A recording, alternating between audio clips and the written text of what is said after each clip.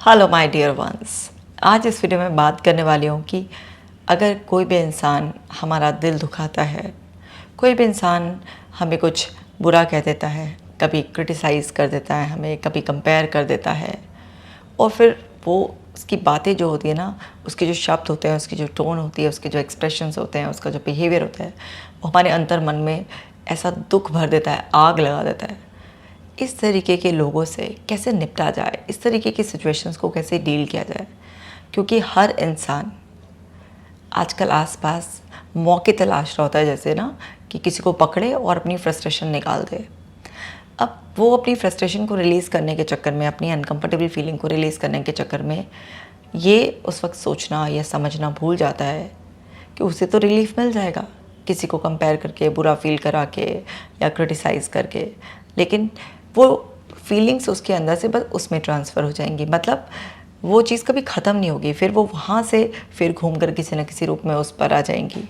तो हमें समझना है कि इस तरीके के लोग अगर हमारे आसपास हैं जो हमें बुरा फील कराना चाहते हैं, जो हमारे को कंपैरिजन करते हैं, तो इस तरीके के लोगों की बातों से हम कैसे बचें।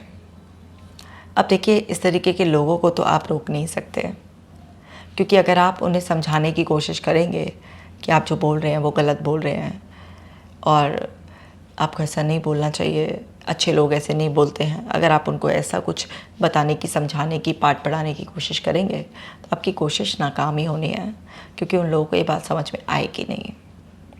तो इस तरीके की समझाने की कोशिश कभी कभी की जा सकती है, लेकिन जब वो कोशिश आपको नाकाम लग रही हो तो उसी वक्त आपको समझना है कि ये कोशिश करने की बजाय मुझे ये कोशिश करनी है कि मैं अपने आप को इतना स्ट्रांग बना लूँ, इतना पावरफुल बना लूँ, जिससे कि मुझे इन लोगों की बातों का इफ़ेक्ट होना बंद हो जाए।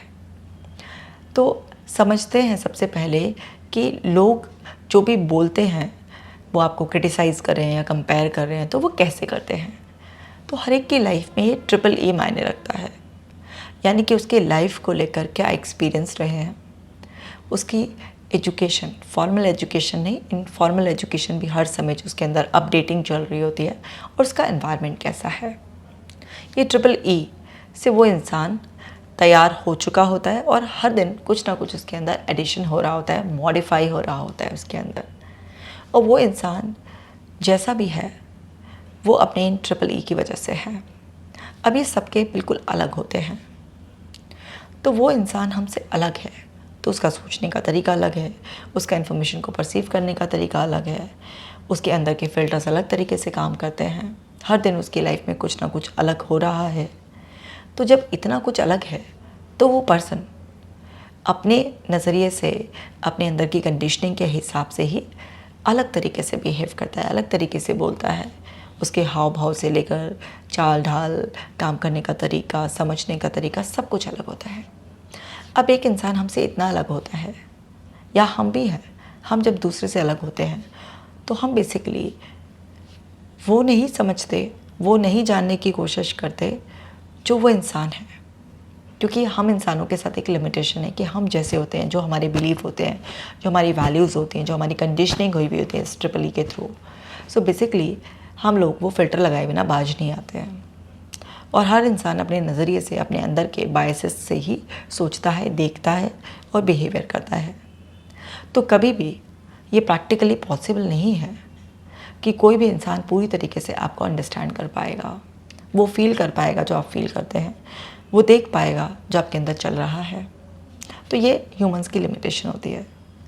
कोई प्रोफेशनल जो कि इस तरीके की स्पेसिफिक ट्रेनिंग में ट्रेंड हो चुका है, उसके अंदर ये स्किल्स हैं, वो अपने एफर्ट्स डालकर आपको एम्पैथाइज़ कर सकता है। बट यूजुअली लोग इन जर्नल रिलेशनशिप में इतना डीपली एम्पैथाइज़ नहीं कर पाते हैं।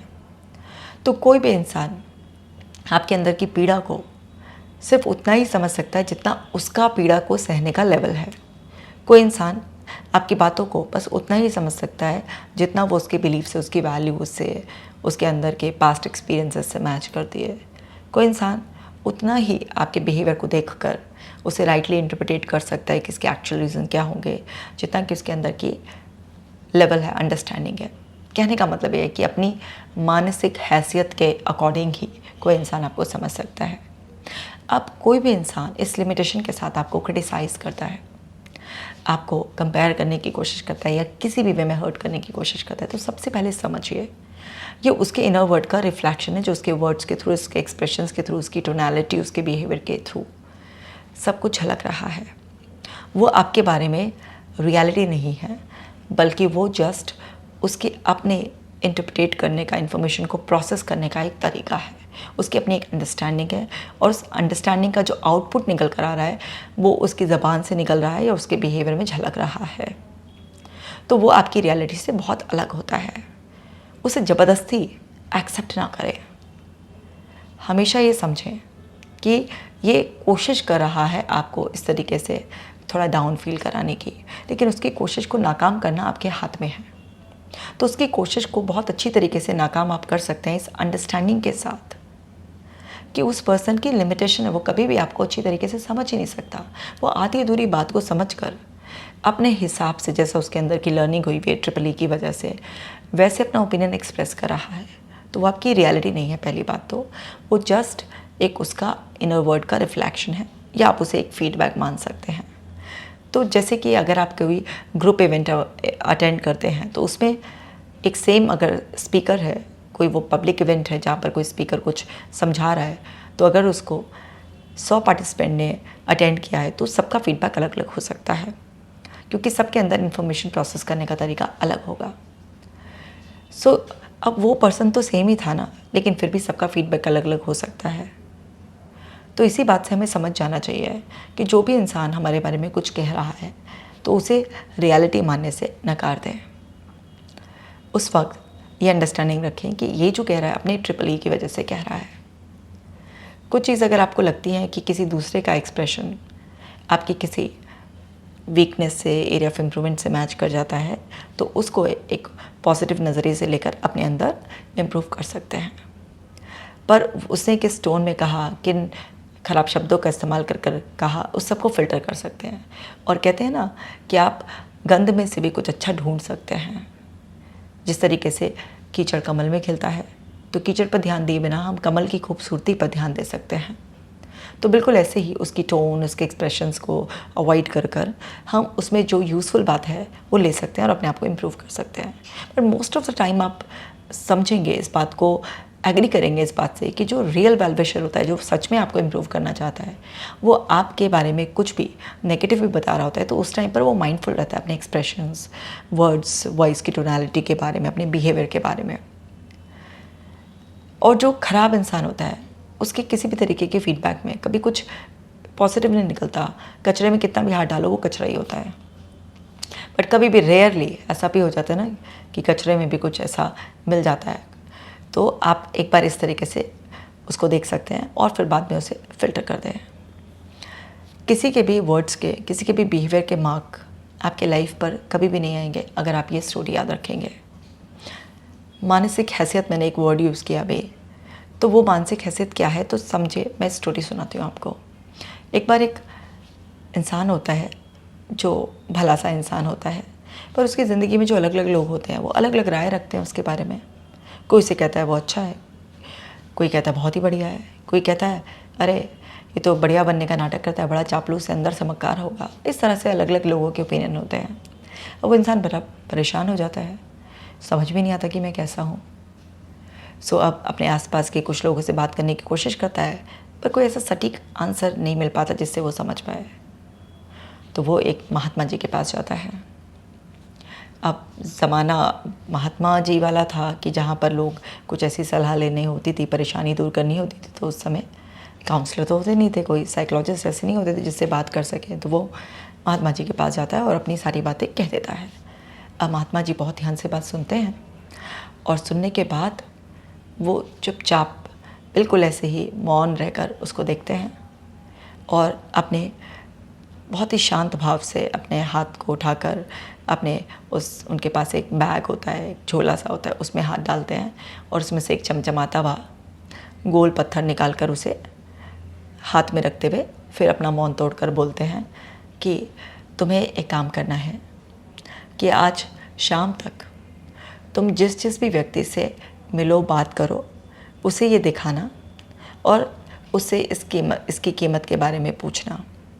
इसको देना किसी को नहीं है, बस कीमत के बारे में पूछना और शाम को लौट कर मेरे पास आना, फिर मैं तुम्हारी बात का उत्तर दूंगा। वो महात्मा जी को प्रणाम करके चला जाता है वहाँ से। वो चलता है वहाँ से तो उसे याद आता है कि उसकी पत्नी ने बोला था कि घर पे बच्चों के लिए फल लेकर आने हैं, तो फल वाले के पास रुकता है। तो उसे याद आती है महात्मा जी की बात, तो वो चमकीला पत्थर अपने पास से निकाल कर उससे पूछता है, भाई इसकी क्या कीमत होगी। अब वो फल बेचने वाला हाथ में लेता है, पत्थर अलट पलट के देखता है। वो बोलता है, भाई देख मेरे किसी काम का नहीं है, लेकिन चमक रहा है तो मैं अपनी दुकान पर सजा लूँगा। तो एक काम कर, 1 दर्जन केले ले ले इसके बदले में। देना तो था नहीं। अब वो फल लेता है, अपना पत्थर भी लेता है और आगे बढ़ जाता है, अपने काम पर चला जाता है। फिर उसे याद आता है दोपहर के समय में कि पत्नी ने बोला था घर में अनाज भी ख़त्म हो रहा है, अनाज लेना है। तो सोचता है मैं खाली हूँ इस टाइम पर, चलो अनाज ले आता हूँ। अब जब जाता है अनाज लेने के लिए, तो अनाज लेते लेते फिर याद आता है कि अरे मुझे तो महात्मा जी ने बोला था जिससे भी बातचीत करोगे ऐसे पूछ सकते हो। तो फिर उसने सोचा कि इसको भी दिखा लेता हूँ। अब वो फिर से अपना पत्थर दिखाता है, तो अनाज वाला चमकीला पत्थर देख के थोड़ा सा आकर्षित लगता है कि हाँ बढ़िया सा है। कीमत पूछता है तो वो बोलता है, भाई कीमत वीमत तो मुझे पता नहीं, मुझे क्या पता है चमकीले पत्थरों की कीमत क्या होती है ऐसे, लेकिन हाँ बढ़िया सा लग रहा है तो तू मुझे देगा तो मैं तुझे इसके बदले 10 किलो गेहूँ दे दूँगा। अब देना तो था नहीं, गेहूँ, चावल, दाल, जो भी अनाज लेना था वो सब ले लेता है, उसे वापस अपने काम पर जाकर बैठ जाता है। अब दिन भर काम करता है, सोचता है 1-2 ग्राहक से भी पूछ लूँ, लेकिन काम में इतना व्यस्त रहता है तो ग्राहकों से बात करने का मौका नहीं मिलता।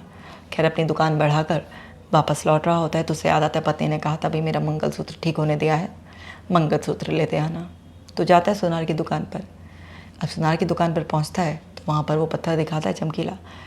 सुनार पत्थर को देखते ही, चमकीले पत्थर को देखते ही उसके तो हाव भाव सब बदल जाते हैं, आंखें उसकी फटी की फटी रह जाती हैं, क्योंकि अंदर वो समझ गया था कि ये साधारण पत्थर नहीं है, तो चमकीला पत्थर कोई हीरा है।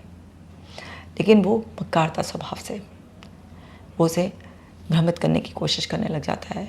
तेरे पास कहाँ से आया ये चमकीला पत्थर, कोई इसे अनमोल हीरा समझकर तुझसे छीन लेगा, तुझ पे इल्ज़ाम लगा देगा, तुझे मार देगा, तेरी हत्या तक कर सकता है इसको छीनने के चक्कर में। तू कहाँ इसको लेकर अपनी जान जोखिम में डाल रहा है, यहाँ मुझे दे दे और ये ले जा। तूने मुझे पत्थर दिया तो इसके बदले तेरी पत्नी का मंगलसूत्र मैं ऐसे ही ठीक कर देता हूँ। लेकिन वो आदमी भी पक्का था कि महात्मा जी से लाया था, ऐसे कैसे दे। उसने कहा नहीं भाई, तुम मंगलसूत्र के पैसे ले लो, ये पत्थर तो मैं अपने पास ही रखूँगा। सो बहुत जब वो उसे बार बार कन्विंस करने की कोशिश करता है तब भी वो कन्विंस नहीं होता, तो खैर सुनार एक तरीके से गिव अप कर देता है उस टाइम। फिर से पत्थर लेता है और हड़बड़ाता हुआ वहाँ से, क्योंकि अब तक वो घबरा चुका होता है, निकल ही रहा होता है, तो जाते जाते एक आदमी से टकराता है। और जब उस आदमी पर उसकी नज़र पड़ती है तो उससे पता चला ये तो उसका बहुत पुराना मित्र था, जो कई सालों से उससे मिला नहीं था, शहर चला गया था काम करने के लिए। वो भी इत्फाक से सुनार होता है, लेकिन वो शहर जाकर बहुत निपुण हो जाता है और कामों में। तो वो सोचता है कि चलो भाई मैं इससे पूछ लेता हूँ, तो वो उससे पत्थर दिखाकर पूछता है। अब वो भला आदमी होता है, वो समझ जाता है कि ये तो चमकता हुआ हीरा है, बेशकीमती रूबी है। तो पूछता है कि भाई क्या बात है भाई, तुम इसको लगातार देख रहे हो, तुम्हारे हाव भाव बदल गए हैं, सब ठीक तो है। सुनार भी ऐसी कर रहा था। उसने बोला मेरी जान का जोखिम है, क्या बात है। तो उसने कहा घबराओ नहीं, इसकी कीमत जानना चाहते हो तो इसकी कीमत बताने की मेरी हैसियत नहीं है, ये तो बेशकीमती रूबी है, पूरी कायनात बेचकर भी कोई इसकी कीमत नहीं बता सकता। अब वो टोटल बिल्कुल पूरा घबरा जाता है बहुत बुरी तरीके से। वो उसके हाथ से वो चमकीला पत्थर लेकर उसे अलविदा कह के भागा भागा सीधा आश्रम की तरफ बढ़ता है और जाकर महात्मा जी से मिलकर सारा का सारा हाल बता देता है। अब महात्मा जी बहुत ही प्यार से मुस्कुराते हुए उससे पूछते हैं, एक बात बताओ, सुबह से शाम तक तुम बदले नहीं, तुम्हारा ये पत्थर बदला? वो कहते नहीं। तुम्हारा सवाल बदला? नहीं। फिर भी सबका जवाब अलग था। उसने कहा हाँ। तो महात्मा जी ने कहा बस ऐसा ही होता है, आप तो जैसे हो वैसे ही होते हैं, लेकिन सब लोग अपने अपने हिसाब से आपके बारे में राय बनाते हैं। दरअसल किसी भी व्यक्ति की मानसिक हैसियत जितनी होती है वो उसी हिसाब से आपके बारे में कोई राय बनाता है, आपको कुछ कहता है, कोई अच्छा कहेगा, कोई बुरा कहेगा। लेकिन किसी के कह देने से, किसी की कोई राय बना लेने से आप बदल तो जाते नहीं हो। अब इस बेशकीमती हीरे अगर फल वाले ने इसकी कोई कीमत समझने की कोशिश नहीं की, इसको वो जान नहीं पाया, परख नहीं पाया, बता नहीं पाया, क्योंकि उसकी मानसिक हैसियत उतनी ही थी। इसलिए ये बहुमूल्य हीरा जो अनमोल है बिल्कुल, इसकी उसके नज़रों में कोई भी कीमत नहीं थी, कुछ भी महत्वपूर्ण नहीं था। इसी तरीके से तुम अनाज वाले से मिले, पर जब तुम सुनार से मिले वो जानता था, लेकिन क्योंकि वो स्वभाव से बड़ा मक्कार व्यक्ति था, उसने तुम्हें भ्रमित करने की कोशिश की, तुम्हें डराने की कोशिश की। पर जब वो एक भले आदमी से तुम मिले जो वास्तविकता में तुम्हें सही बात बता पाया, तो उसने तुम्हें सही बात बताई और तुम्हें घबराया नहीं, तुम्हें डराया नहीं, किसी भी तरीके से तुम पर कुछ ये नहीं कि तेरे पास कहाँ से आया, कहाँ से चुरा के लाया, कोई भी नेगेटिव बात बोलने की कोशिश नहीं की। तो हमारी ज़िंदगी में ऐसे हमें अनेकों लोग मिलते हैं, कोई मक्कार होते हैं जिनके समझने की हैसियत ही नहीं होती है, और कुछ अच्छे लोग होते हैं। तो जब तुम उन अच्छे लोगों से टकराओगे, मिलोगे, तो वो तुम्हारी सही वर्थ को समझेंगे, तुम्हें सम्मान देंगे, तुम्हें स्वीकारेंगे जैसे तुम हो। तुम्हें अगर कुछ बदलना भी चाहेंगे तो बहुत शालीनता के दायरे में, तुम्हें बहुत अच्छी तरीके से सम्मानपूर्वक वो तुम्हारे बारे में बताएंगे कि तुम क्या बेहतर कर सकते हो। सो इस कहानी को हमेशा याद रखना, तुम अच्छे हो और अच्छे ही रहोगे। तो वो महात्मा जी को प्रणाम करके और उनकी सीख को अपने अंदर बिठाकर, पूरे दिलो दिमाग में बिठाकर वहाँ से चला आता है और उसके बाद खुश रहता है। तो इस कहानी से उसी का जीवन नहीं बदलना चाहिए, हम सबका बदल जाना चाहिए, क्योंकि वास्तव में ऐसा ही होता है। हमारे आसपास अलग अलग मानसिक हैसियत वाले लोग होते हैं जो हमें अलग अलग रूप में आंकते हैं, लेकिन उनके आंकने से क्या होता है, हमारा ओरिजिनल स्वरूप तो वैसा ही रहता है ना। और हर इंसान इतना समझदार होता है कि वो अपने आप को बेहतर करने की निरंतर कोशिश करता रहता है, पर वो कब टूटने लगता है, जब वो दूसरों के ओपिनियन को बहुत ज़्यादा एक्सेप्ट करने लग जाता है और उसे अपने अंदर एक नहीं 1000 कमियां दिखने लग जाती हैं। तो अब दूसरों को तो सब रोका नहीं जा सकता कि भैया आप मुझे गलत बोलो, नेगेटिव मत बोलो, ये बात गलत है। अपने आप को समझाया जा सकता है, अपने आप को तैयार किया जा सकता है इस बात के लिए कि जब भी कोई दूसरा इस तरीके का नेगेटिविटी का जहर उगले तो हम समझ जाएं कि इसके अंदर ये जहर उगल रहा है, क्योंकि ये उबल रहा है अंदर से किसी ना किसी बात पर। तो या तो आप अवॉइड करें, और नहीं तो ऐसे लोगों को ऐसे टैकल करें, उनकी तरफ 20-30 सेकंड उनके चेहरे की तरफ देखें गंभीरता से, और फिर बहुत ही मासूमियत से पूछें, आर यू ओके, ठीक हो आप? क्योंकि आप ये जो कंपैरिजन, ये इतना क्रिटिसाइज़ कर रहे हो, मुझे नहीं लगता यूजुअली आप करोगे। क्या परेशानी है आपको, क्या दिक्कत है, क्यों इतना गलत समझ लिया? जब आप इस तरीके से उस पर्सन को ट्रीट करते हो तो हो सकता है शुरुआत में वो आपसे भड़क जाए, चिढ़ जाए, है ना, और अपने आप के लिए डिफेंस में कुछ और उल्टे सीधे बकवास करने लगे। बट ऐसे लोगों के बकवास करने से होता क्या है, जो वो पीड़ा आपको देना चाह रहे थे वो पीड़ा उन्हीं को दे दो। जब उनको वो पीड़ा दे दोगे तो उन्हें समझ में आएगा कि बकवास करने के बाद पीड़ा का अनुभव कैसे होता है। लेकिन जब तक आप उनकी नॉनसेंस टॉलरेट करते रहोगे तो वो आपको और सताने की कोशिश करेंगे, क्योंकि इस दुनिया में तुम किसी के अकॉर्डिंग कितना भी बदल लोगे, भाई सब चैन नहीं लेने देने की ये दुनिया आपको। कुछ भी करोगे कमी निकाल देगी। चलो एक और कहानी सुना देती हूँ। एक बार क्या होता है कि एक बाप बेटा शहर जा रहे होते हैं व्यापार करने के लिए, उनके पास एक गधा होता है, उसे साथ में लेकर जा रहे होते हैं। अब दोनों पैदल चल रहे होते हैं और गधे की लगाम पकड़ी हुई होती है। तो लोग हंसी उड़ाते हैं, हाँ कितने बेवकूफ़ बाप बेटा हैं, गधा होते हुए भी उसकी सवारी करने के बजाय पैदल चल के जा रहे हैं। अब उन्हें लगता है बात तो सही है भाई, गधा है फिर भी हम पैदल चल रहे हैं, तो ये तो बात सही नहीं है। दोनों बैठ जाते हैं उस पर। आगे चलते हैं, कुछ लोग मिलते हैं, कैसे निर्दयी बाप बेटा हैं, दोनों ही चढ़कर बैठ गए, मासूम गधे की जान ही ले लेंगे। अब उन्हें बात तो सही जच जाती है। उन्होंने कहा हाँ भाई हम दोनों ही बैठ गए तो गधे के लिए सही नहीं है, इतना भार कैसे सहन करा होगा। तो बाप उतर जाता है, बेटा बैठा रहता है। आगे कुछ लोग मिलते हैं, कहते हैं क्या कलयुगी औलाद है, बाप को पैदल चला रही है और खुद मज़े से सवारी करके जा रहा है, ऐसी औलाद किसी को ना दे। औलाद को उस लड़के को बड़ा महसूस होता है, उतर जाता है, पिताजी को बैठा देता है।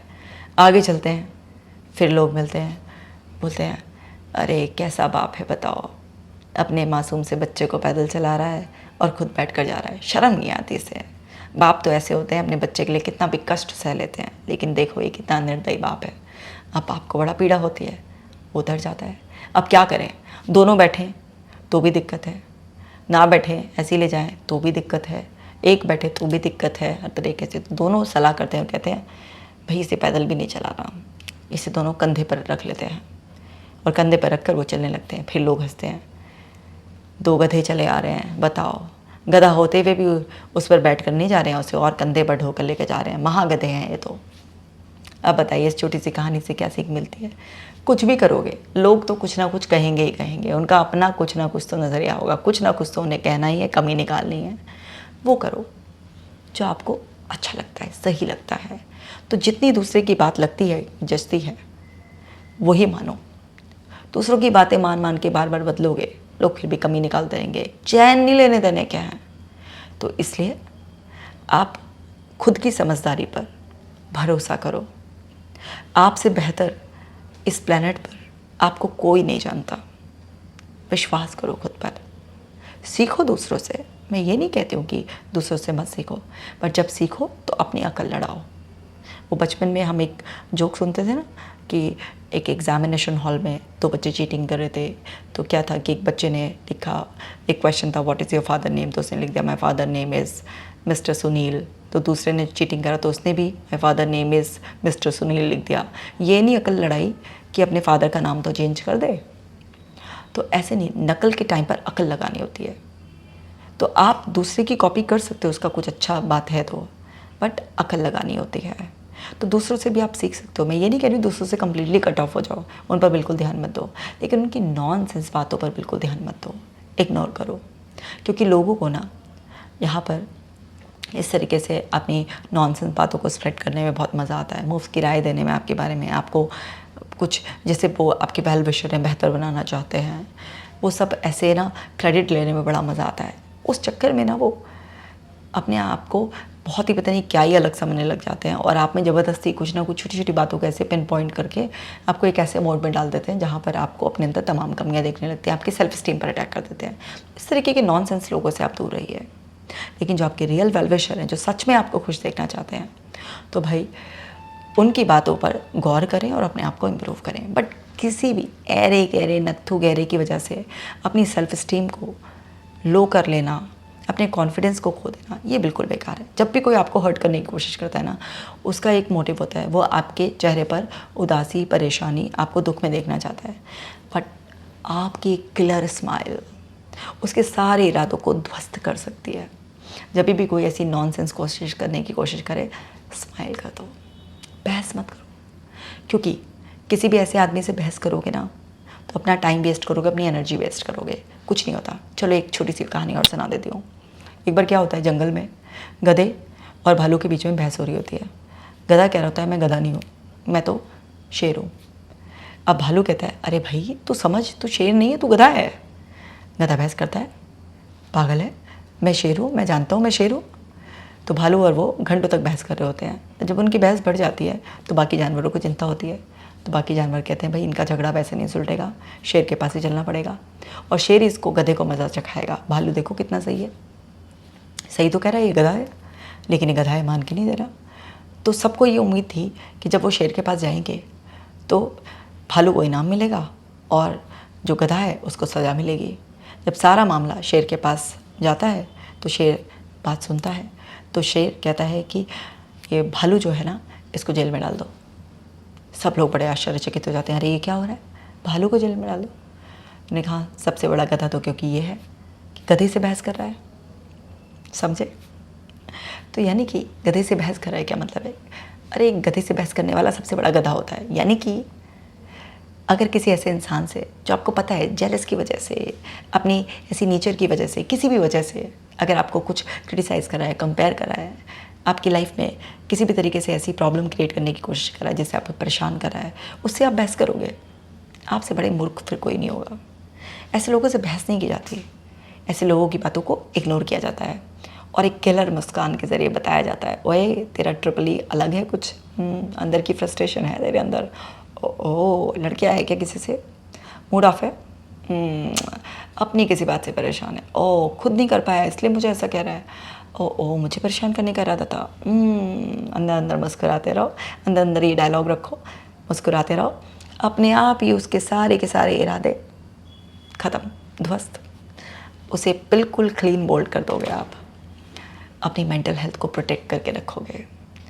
क्योंकि फालतू की बातों को बार बार इन्फॉर्मेशन को प्रोसेस करते रहते हो तो क्या होता है, रिपीटेशन से पैटर्न स्ट्रॉन्ग हो जाते हैं, नुकसान होता है, फिर वही पैटर्न ऑटोमेटिक बन जाते हैं और एक झूठ भी 100 बार बोला हुआ आपकी रियलिटी बनने लगता है ना, कहावत है ना, 100 बार बोला हुआ झूठ सच लगने लग जाता है।